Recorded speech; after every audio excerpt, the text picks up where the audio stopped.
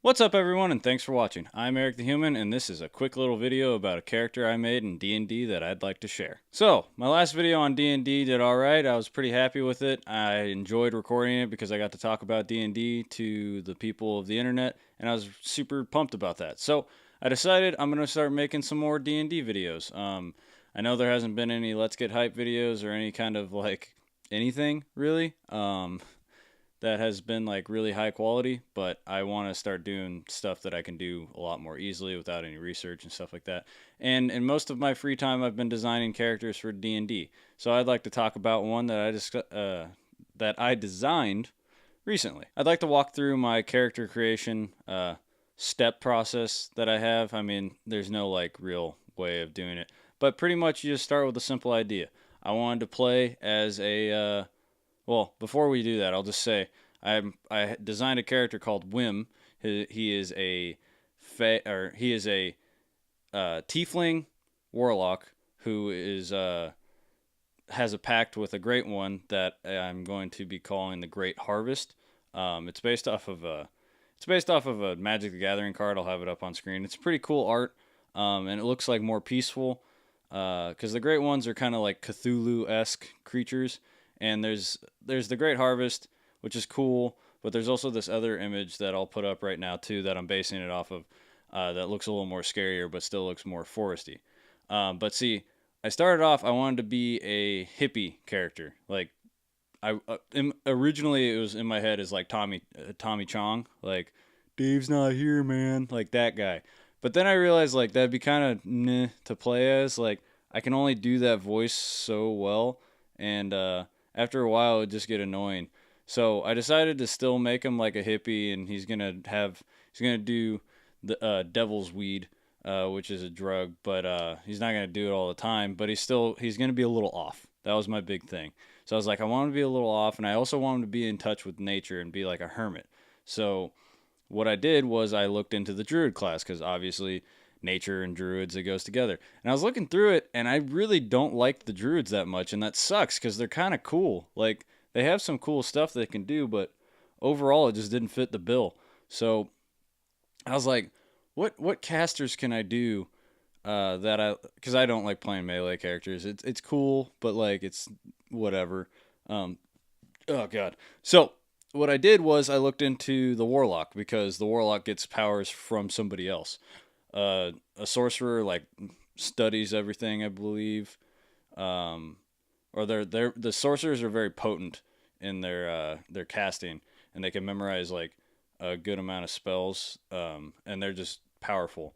And then the wizards are like the mages or however you want to call it. They're the ones that study and they write down stuff in their book, and they can learn a ton of different spells, but they have to choose which ones they know on that particular day. So you have to be a little more tactful about that. The the warlocks, they get their powers from some kind of deity similar to the cleric, and but it can be an in between. Sometimes the warlocks, they want the power, sometimes it's cursed on them, sometimes they don't know that they have the power, and I thought that was really cool. Um, and it can be an in between. You know, there's the Fae, and I forget the middle one.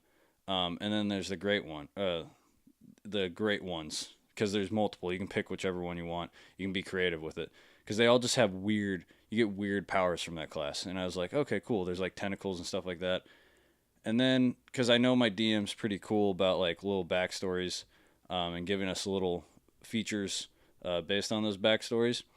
So like one of the features I wanted to have is he can talk to trees because he's a hermit and he's super alone, and all he has is his little tiny screeching owl as a friend, and the owl is like way smarter than him. But so I want him to be able to talk to trees, but I don't want him to ever use it usefully. I just want him to talk to trees. So like it's gonna be something that I can like do as like a feature without like breaking the game and having the ability to talk to trees whenever I want. Because I just want to be like having conversations with trees and being a weird guy and having voices in my head and all that. And then I decided that he's gonna have like real raggedy clothes, and I'll put a picture up of him right now. Like I drew him out already, and he's a tiefling, but he has like bluish skin, and he has like green markings on him that he put on himself. because he's one with the forest, and like he has like greenish hair. It's black, but it's green.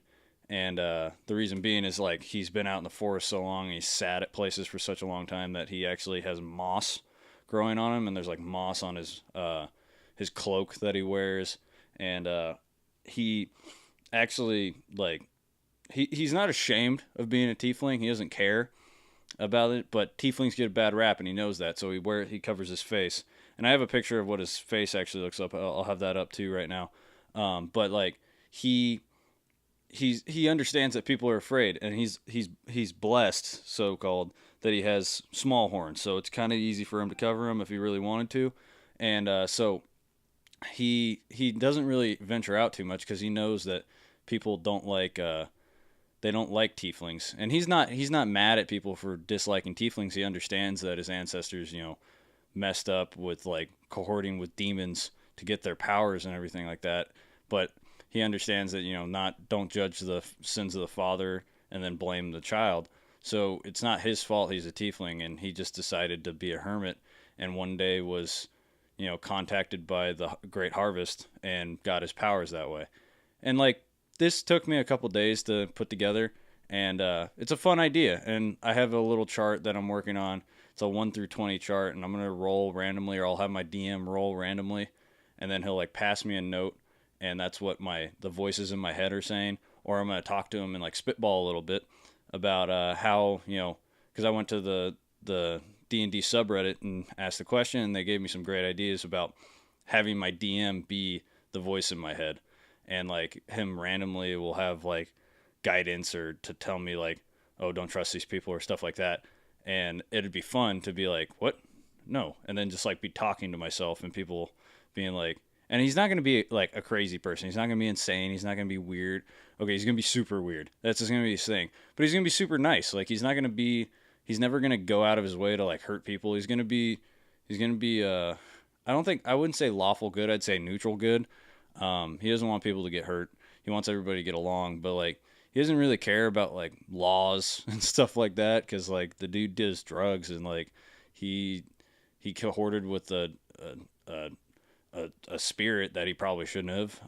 And it's just gonna be a really fun character, and I really can't wait to play him. Like I have to either find a new game or ask my DM to start a new campaign, because we just started a new campaign, and I just like love designing characters. So that's like what I'm gonna be doing. I'm gonna design characters like on my own that have like real thought out backstories and stuff. But I'm also gonna start a video, probably. I mean, I might just do it like just little quick vlogs with my phone, and then post them randomly. But I'm gonna be doing like quick, like 10 minutes or less, or 15 minutes or less. Like we're gonna make a character. Like I'm gonna randomly like I'll get a hat, I'll pick a class and a species, and I'm just gonna go from there. And the reason I'm not doing that now is I have only looked into the bard, the druid, the cleric, a little bit of the paladin, and the warlock, obviously. So I got to look into more of the other classes, so that when it is, and the other races, so when it is pulled out of the hat, I know that stuff off the top of my head, and I can make a cool backstory. And I'm super excited for it because I love short story stuff, and backstories are pretty much that. You don't need like tons of detail. You just need like just a little bit of backstory.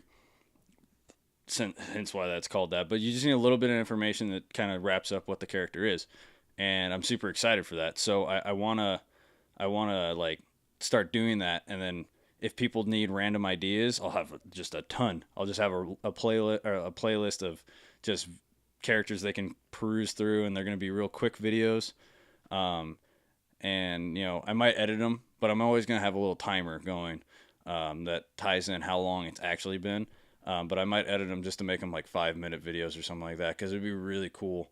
And then you guys can tell me like what you guys really liked, and like maybe give me ideas for the next one. Like if I pull out a fighter or something like that, and they give me a little idea or something, I can go off of that, and it'd be a lot of fun. Because I'm really liking the D&D community. I want to branch out and like play with more people. I'm gonna try to like get my family involved. I'm gonna start writing a campaign to introduce my girlfriend into it, because I'm looking into designing like a homebrew Nightcrawler from X-Men style class for her, and it's gonna be a lot of fun. I'm really excited. Just talking about this character was like really fun for me.